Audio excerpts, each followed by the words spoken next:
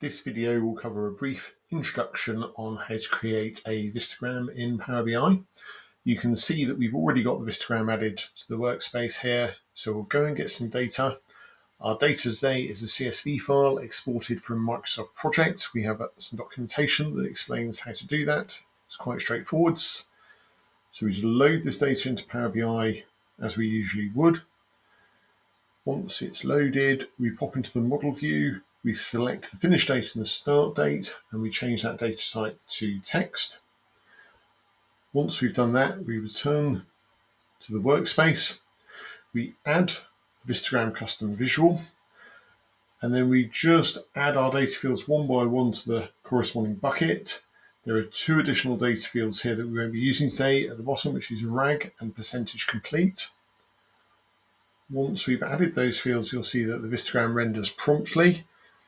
We can resize the Vistogram as shown. That gives us some good scaling options. Just worth pointing out a couple of formatting options here. We have the layout that can be changed. The number of tiers gives us some scaling options for very big or smaller plans.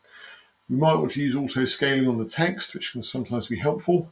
And I'll just show you another couple of formatting options on the text here. We can make this a bit bigger. We can make it bold, which can just help readability. Lots of other formatting options in there as well.